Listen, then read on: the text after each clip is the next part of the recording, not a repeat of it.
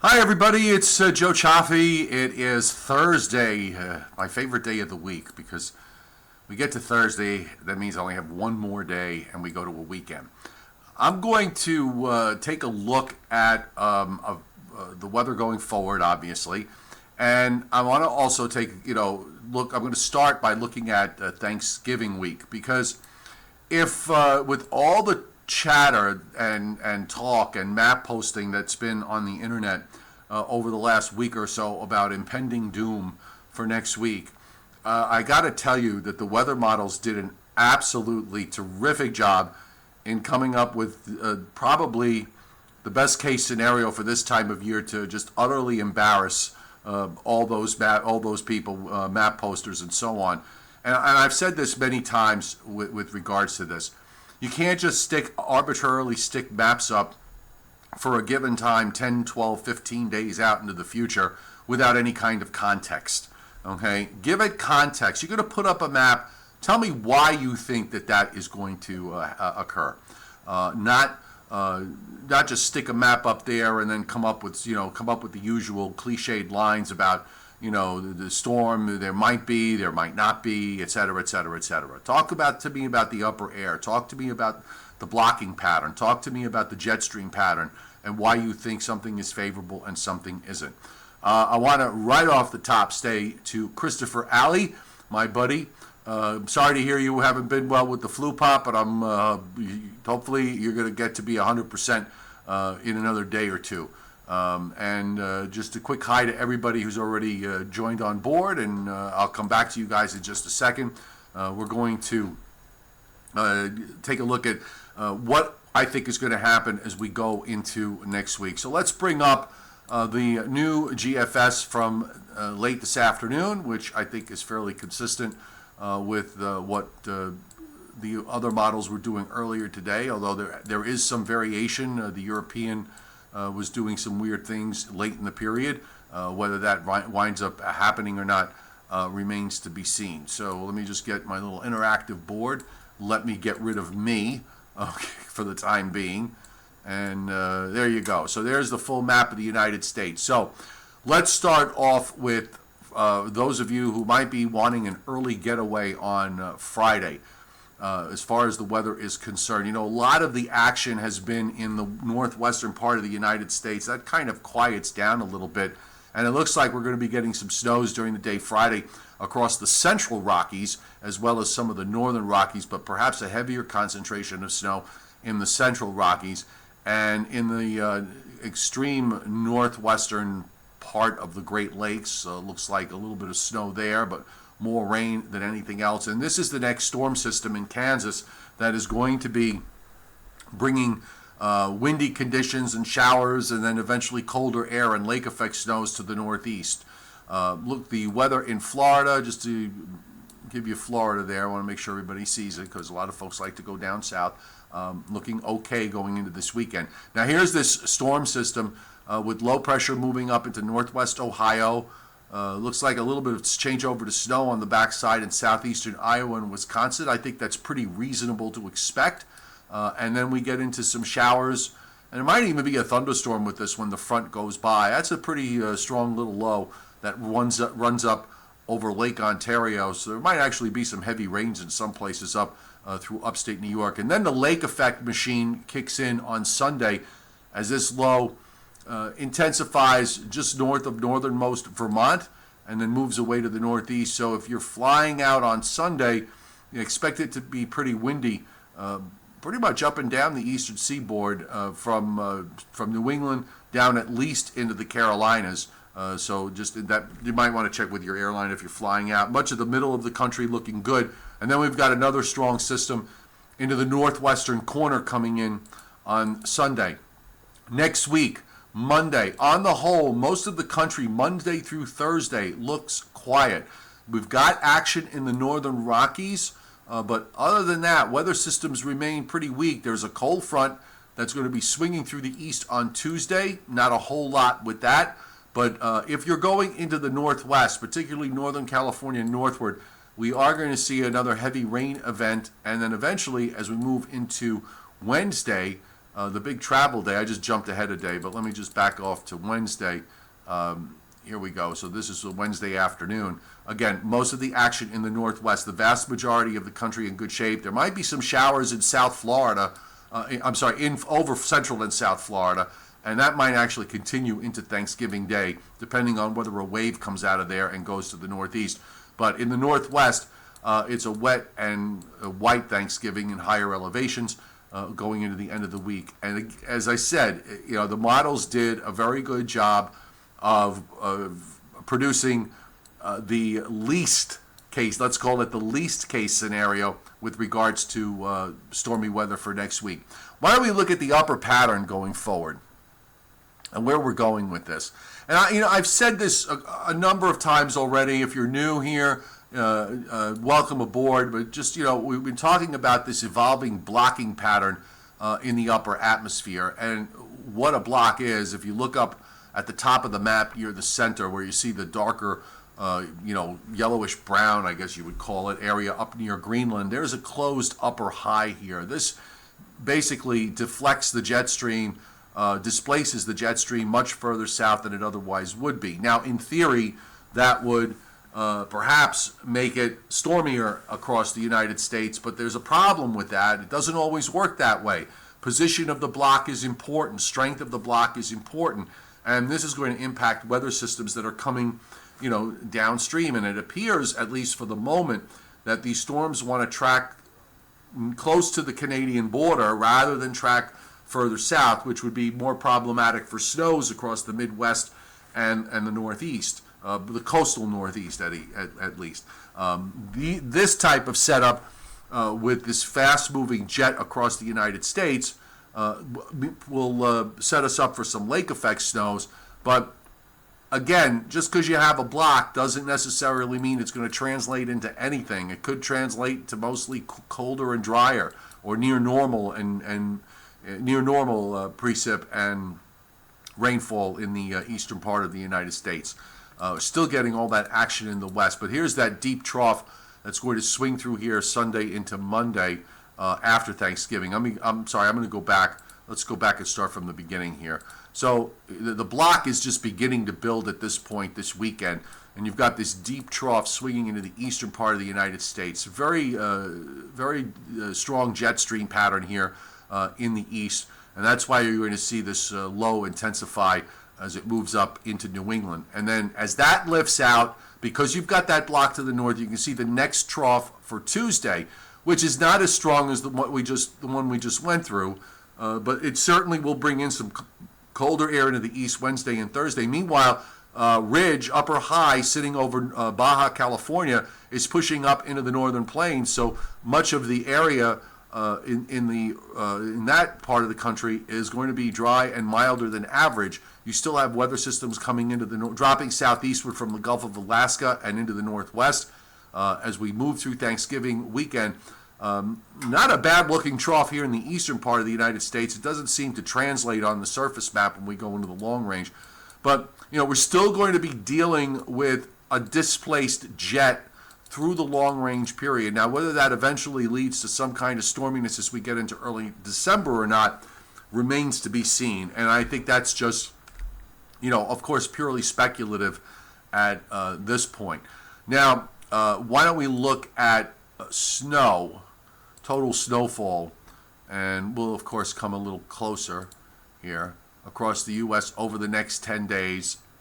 Much of the action, again, northern Rockies, the mountainous areas of the northwestern Washington, certainly away from coastal areas, along the Canadian border, not so much, not really all that much around the Great Lakes. Gets a little more active in the northeast, parts of upstate New York and into northern New England. Some of what's being shown up in New York State is lake effect, which will occur this weekend, and I'll back that up and we can start that from the beginning. And here's what the models are doing going into Sunday and Monday. So, it's no big deal here in terms of the amounts that are being produced as far as the lake effect is concerned. It's not any kind of epic-looking event or widespread event by any stretch of the imagination. I think the reason why is because this low which back a few days ago was forecast to just kind of sit there for a little while, and you'd have a continuous flow coming in off the lake. That low is going to pull out in time. So I think you're not going to see any kind of crazy lake effect snow. Some places might get a few inches, maybe half a foot or a little bit more in some local areas, but I don't see this as a big widespread event.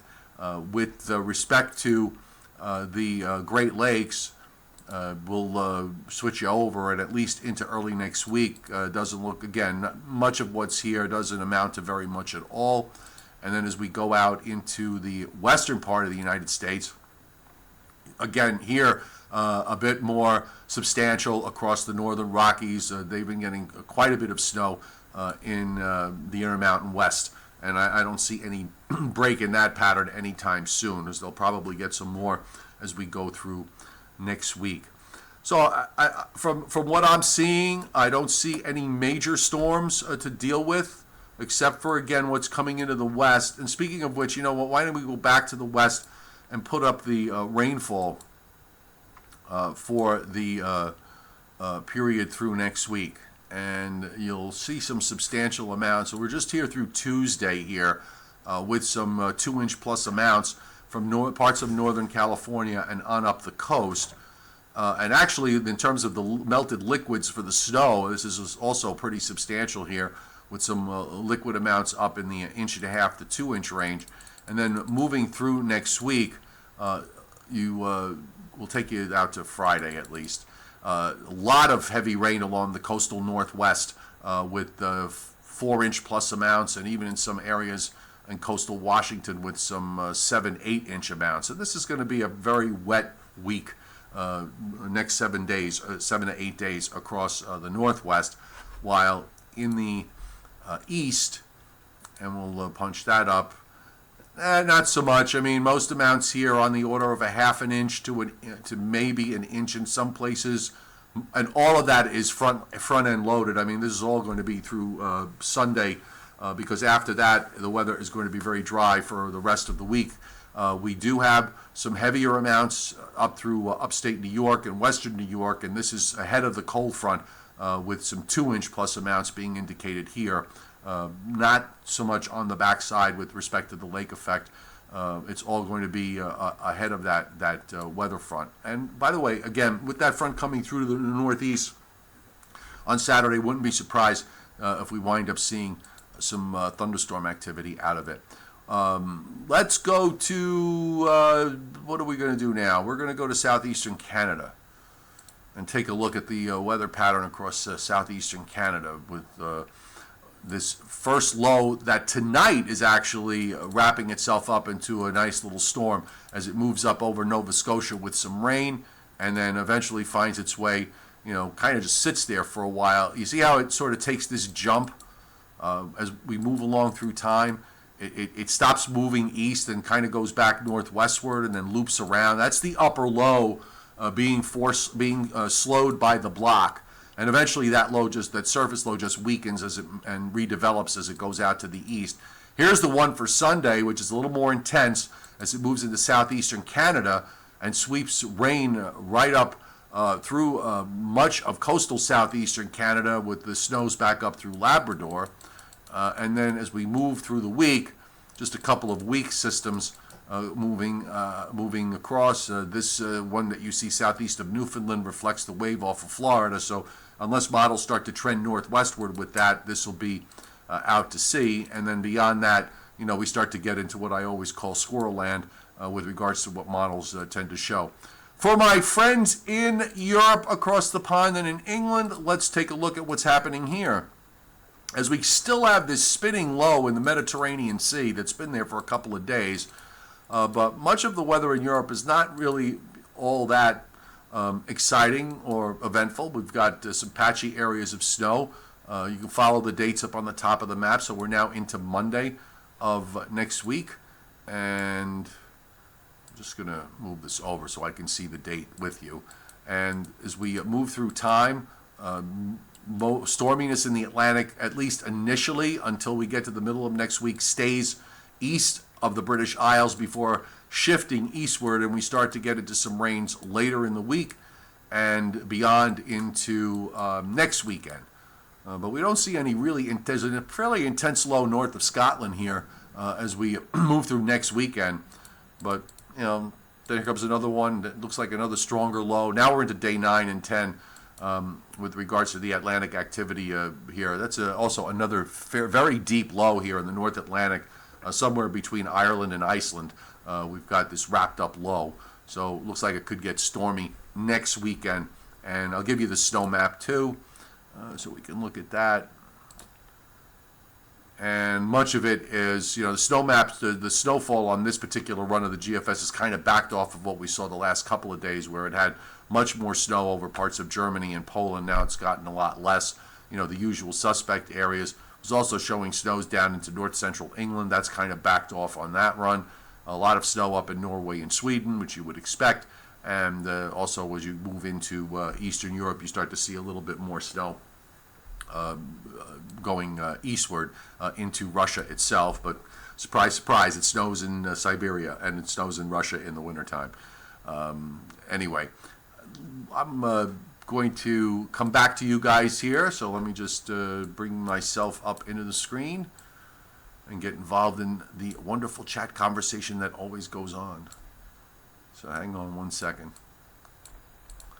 And if you want more specifics, by the way, in terms of the Thanksgiving week weather, if you're planning some travel, I did just put a post up on Facebook, and you can check that out after we're done on meteorologistjoecioffi.com. You can find it there too. So let me once again say hi to everybody. So let me roll this chat down and see what we got. So who am I missing here? So we said hi to Jason, Dio, Zachary, Pandaz, Chris Alley, and Jacob, Karen Steed, Taco Bell, Sean Bear, Cynthia Guinyautis, Justin Hawkins Smith, who asked, do I think Siberian snow cover and early Canadian snow cover will have a positive effect on snowfall this winter? Well, certainly they work in the favor of a snowier than average winter in the east, but I would be really cautious. The last 2 winters, the North American snow cover during growth in the month of October was almost non-existent. So that said no, but the Siberian snow cover the last 2 winters said yes. So I think it really kind of depends on where you are. No particular model or trend is perfect. There are holes in every one of them. If it could only be easy enough to say that if you see this and this, you will always get this result. So if you see A and B, you will always see result C. If you see A and C, you will see result D. It should only be that easy. There are just too many factors, and there's also the factor of perception. A lot of, and also a factor of snowfall being a different animal in how it's perceived in people's minds versus colder than average temperatures. And, this becomes then a communications problem in terms of what winter actually means. I have suggested that we are going to see at least a reversion back to something resembling normalcy. And so far, from what I've been seeing, that seems to be the case. Now, let's remember that does mean there could be volatility. It certainly could mean that we might see pattern changes that make things warmer in the east and colder in the west for a period of time, and the opposite could be true as well. That would be probably a signature of a more normal winter, that you get things that would swing around back and forth. Jason, I've had my fill of snow maniacs, and we're not even out of November yet. Yes, you are correct. Pugmaster, do I think it will snow in Texas? Big state there. I mean, are we talking northeast Texas? Are we talking up near Dallas, Fort Worth? Are we talking up in the near Amarillo, Lubbock, West Texas? So you got to give me a little bit something a bit more specific. James Trumbull, some snow in winter. Fingers crossed for you folks in northern Delaware. You're one of those funny spots in northern Delaware, because in some winters you can do really, really well, and then in other winters, areas close to you could do well, and you not so much. So you're sort of in kind of an odd spot there. We'll see how it plays out. We're way too early anyway. We're not even to the end of November yet. So, it's November 16th. There's 14 days left in this month and all of December. And in reality, when you look at statistics, much of the snows in the east, in the coastal Northeast, really don't start until late December and last into the middle part of March. So we're way still too early in the game, and ocean water temperatures are still kind of warm. So you have to have perfect track to keep the wind trajectory from being too much off the ocean. And you're right, Adam Fitz, 1969. Too many are impatient for snow, but eventually, I think we'll get our fair share. Pandaz doesn't like blocking patterns because while blocking patterns might be favorable for some areas in the Northeast, they're not as favorable for places around the Great Lakes. A valid point for you. But blocks don't last forever. They typically only last a couple of weeks before they break down and something else replaces them. Will it, so far, at least it looks like we're going to stay in this for another 10 days or so, maybe a little bit beyond that.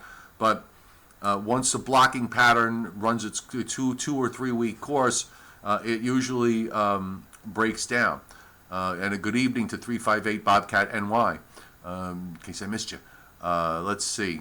Karina Rivera's on. Good to see you here too. Karen Steed, are any past winters ever an indicator for future winters? Everybody tries, Karen, to look at, find an analog to compare, one winter that, looking at the El Nino, La Nina, and a few other things that, it matches up to this winter, it matches up to that winter.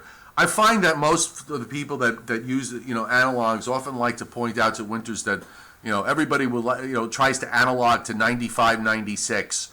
9, 10, or 10, 9, 10, 10, 11. Those are popular analog winters that always seem to pop up every year, no matter what the pattern is. So I'm not a big fan of analogs because it's my opinion that every winter is different. Every setup, there are similarities in setup, but just, there's no two snowflakes that are alike, and I don't think there's really two storms that are alike. There's always going to be something different for somebody somewhere, and it's always going to have an impact on the forecast. So I'm not a big fan. I think analogs are useful, but I am just not a big fan of using just strictly an analog and saying, oh, the pattern now, it looks like the winter of 95, 96, which for those of you who were in the Northeast and Mid-Atlantic states, that was a gangbusters winter for cold and snow. It started in late November and didn't end until, in some places, it didn't end until mid-April. Yes, Raymond points out the National Weather Service forecast with the trend, so they call for above average again. I guess you're referring to the winter forecast. Yeah, I mean, they just basically did, they play persistence, and I'm not criticizing the fact that they did. When you're seeing above normal temperatures for, say, 23 out of the last 24 or 25 months, it's probably wise to play the trend until the trend breaks down. And then after that, you can kind of evaluate, but until the trend ultimately breaks down, forecasting an above normal temperature winter is not a bad thing to do. Paul Vicentini, Tug Hill, lake effect. You might get some lake effect up your way. I wish I could come up there this Sunday and watch it, but maybe one of these days, if I get a little time off on a weekend and I get adventurous, I may just get into, I'll have to borrow my friend's truck, but I may just do that and come up and actually experience lake effect. I don't think the one for this weekend is going to be anything too crazy.